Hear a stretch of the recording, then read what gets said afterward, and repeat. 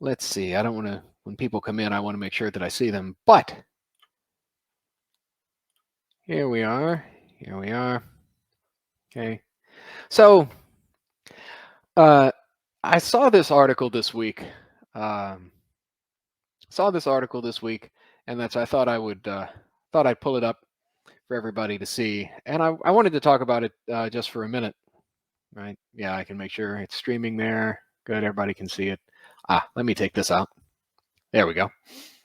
So okay, right. So you can see, right? I found this article on Yahoo. It was earlier this week. Does it say when it was written? July 28th. When was that? Last Friday? So maybe about a week old. Yeah, Monday was the first. So yeah, it's 30, right, 30, 20. So last Thursday or Friday. So this article's about a week old. Anyway, doesn't matter, right? Found it on Yahoo News.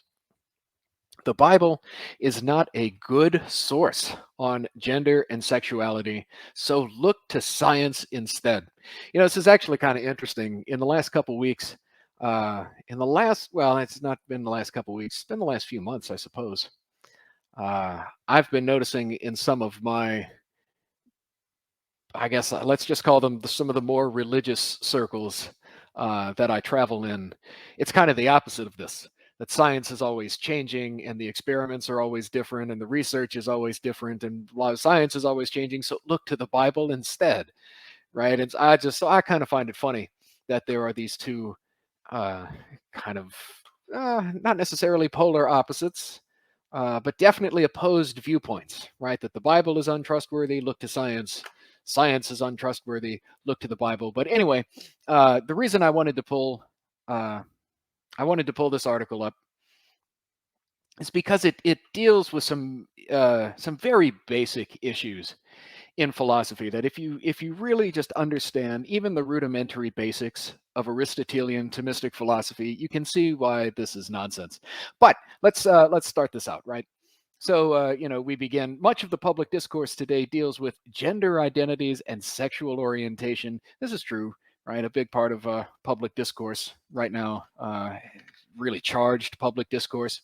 And these are complicated issues that cannot be resolved by quoting Genesis chapter 5, verse 2.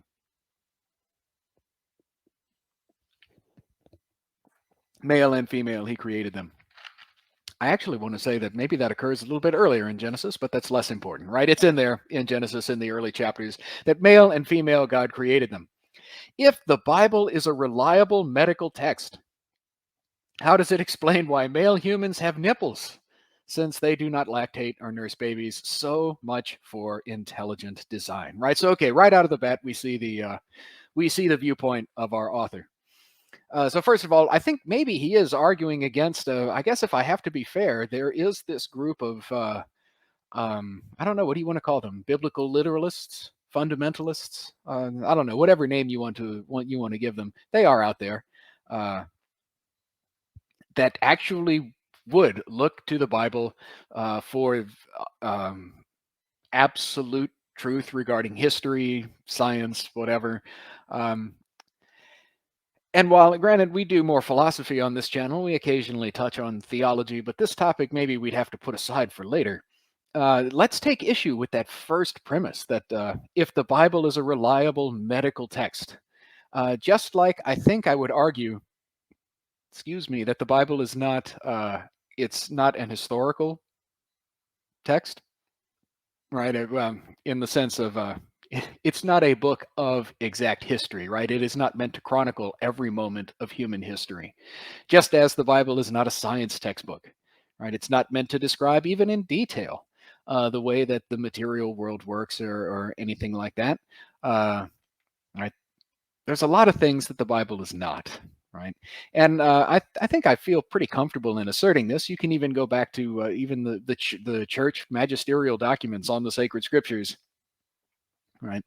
Uh, the scriptures are God's revelation of Himself to us for the purpose of our salvation, right? Regarding our being united with God in heaven after we die, right? After this life. Okay? There are things about the world that are in the Bible, right? But that's not the point of the Bible's being revealed to us, right? The scriptures being revealed to us. So let's take issue with this first, maybe assertion, right? Although I get it, it's a rhetorical question here, right? So the Bible is not a medical text. We can come back to why men have nipples. That's fun, right? And then so the parting shot for intelligent design. Okay, we get where our author's coming from. Let's move forward because here is where our author, what's his name, Roger. This is where Roger makes his main point. Insisting that the Bible identifies only male and female does not change the fact that every year, one out of every 83,000 births is a true hermaphrodite, right, having the genitalia of both male and female. If God made only males and females, how can you explain these unfortunate individuals? Right. And so the argument seems to be made, and then he goes on, right, to describe Klinefelter's syndrome, or where you're born with an XXY chromosome, right? So what we call hermaphroditism, where you might have both sets of genitalia or something like that. He describes, other syndromes, things like that, right? And the fact that this happens. Okay. The problem with this, here we are, right? One out of every 83,000 births consists of true hermaphroditism. Okay. He uses that statistic, the fact that this happens, to conclude, right, the inconvenient truth is that gender and sexuality are very fluid, right? So he uses the fact that this happens, and that if God only made male and female, why do you have these hermaphrodites? So much for intelligent design. And in fact, gender and sexuality are very fluid. That's the argument, right? If you're familiar with argumentation or syllogism, you see that there's not actually an argument happening here, but basically this assertion. Okay. Really, I mean, some of the most fundamental logic is necessary here, right? The fact that hermaphrodites are born, that people are born with both sets of genitalia, no more shows that gender and sexuality are very fluid than the fact that some people are born with heart defects shows that the heart is not meant to pump blood, right? I mean, think about that, right? We know what the heart is for, right? The heart is for pumping blood, and yet some people are born with heart defects. It happens, right? I don't know however many births it happens, but it happens, right? We know about this. We might even know people who have congenital hearts or anything, really, right? People are born with clubbed hands or clubbed feet, whatever, right? People are born with spinal defects. Like, this happens all the time. But notice the word that I'm using, and I think the word you would use, and you recognize that we recognize this as defects.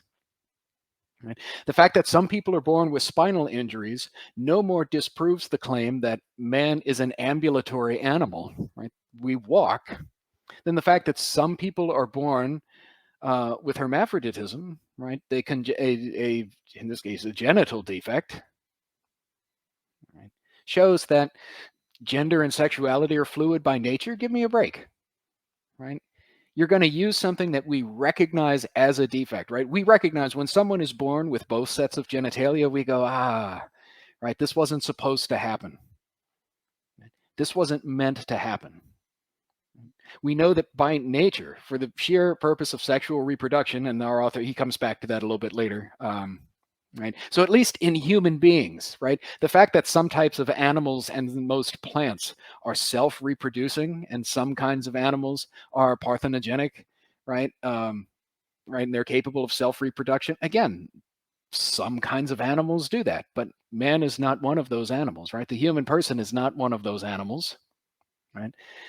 As far as human reproduction is concerned, it requires male and female. That's why when somebody comes out of the womb with both sets of genitals, we go, "Is something messed up?"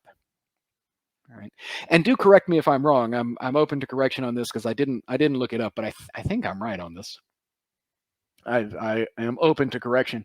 That when someone is born a true hermaphrodite, only one or neither of the sets of genitals actually functions, right? A true hermaphrodite is not capable of self-reproduction, right?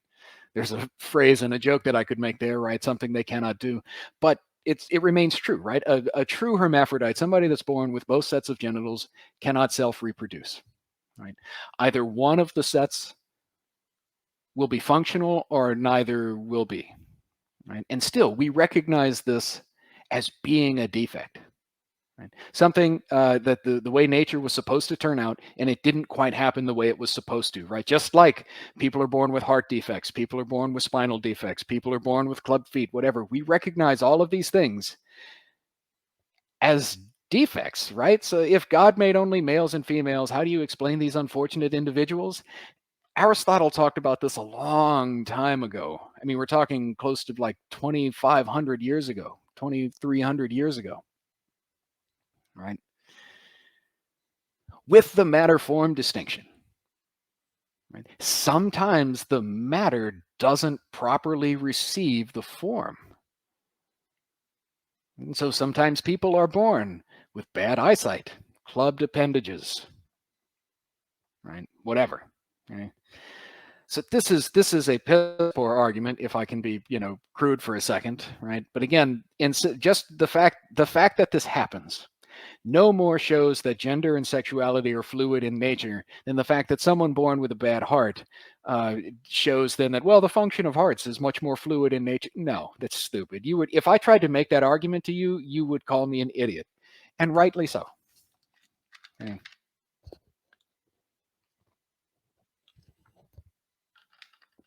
Our author goes on, poor Roger, right? Talks about, again, right, gender is even more variable in other vertebrates. Doesn't matter. This was an interesting example.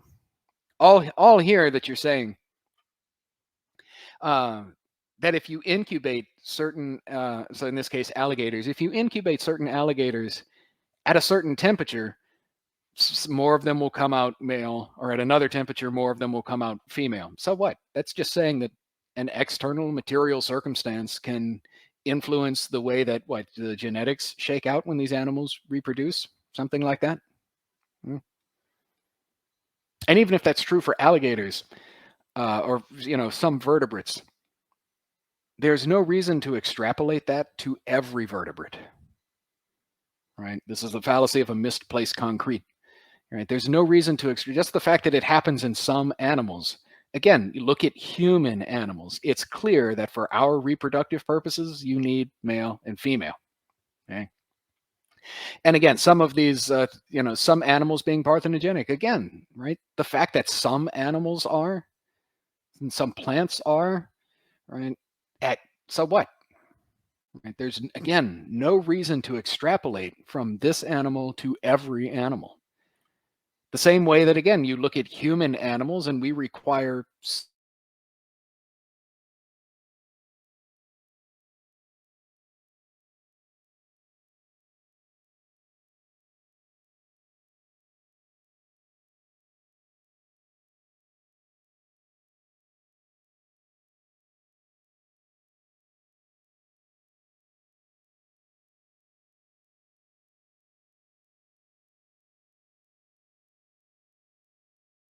animal, right? Not all. Let's see. There we go. Are we back? My internet has been so unstable the last few days. But we also, our internet provider around here is a monopoly, so there's nothing I can do about it. Right? But I think we're back. That or somebody's out to get the stream. My stream is under attack. Shout out to the fellowship. Oh my goodness, that is so fantastic. I did a great job. I thought I might have overpoured too much whiskey. All right. Internet looks like it's bumping back a little bit. So let's get back to this. Okay. So then he goes into, so this is an interesting story. It's also a pretty well-known story. You can look it up. And our author summarizes it for you here, right? But so many years ago, an experiment was conducted on this very unfortunate child where he was raised. So you were born male, right? So again, it was a botched circumcision. Okay. And so the doctor convinced his parents to agree to just let him perform a sex change operation.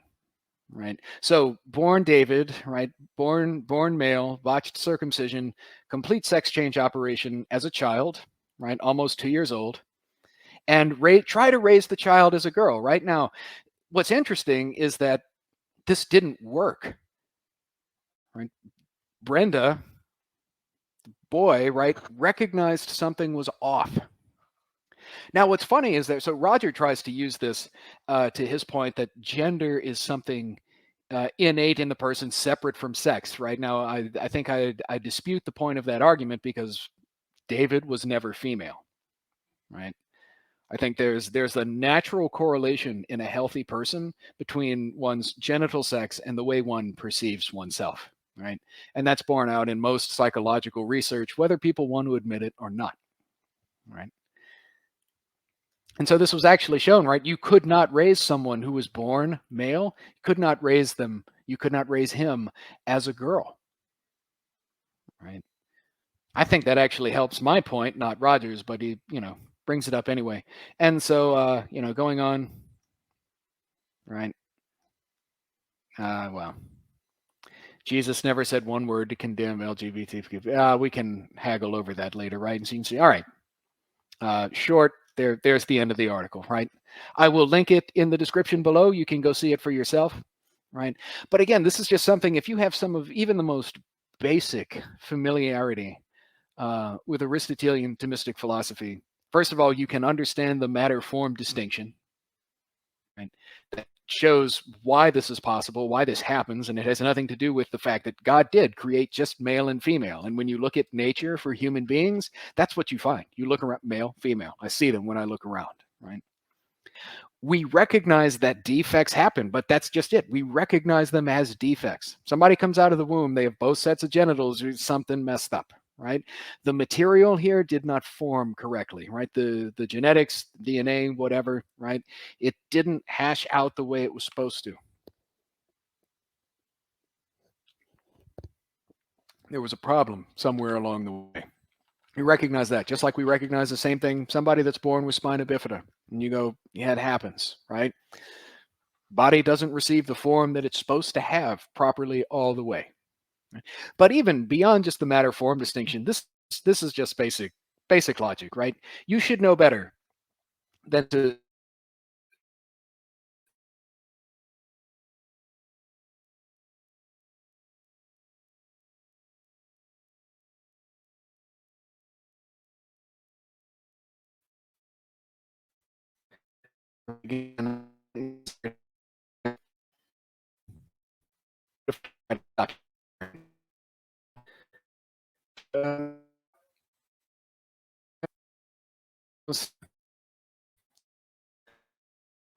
going on. This could be probably when people show up. Hmm. Oh well.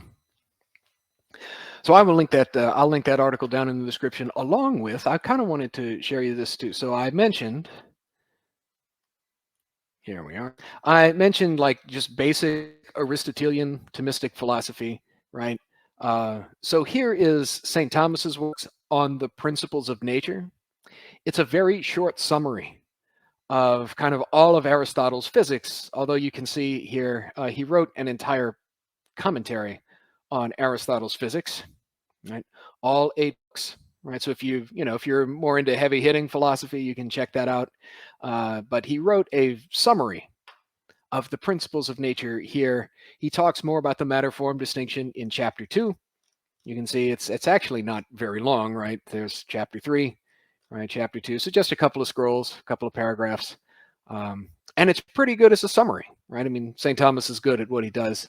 He understands Aristotle very well, and he's able to present this in a very clear and concise manner. I will link that down in the description of the video as well. So, yeah, so, I see some of these things, that show up in the mainstream media or on internet articles, stuff like that. And I mean, honestly, if you just, anybody that has a more than just passing familiarity with decent philosophical thought, you can see how ridiculous this is.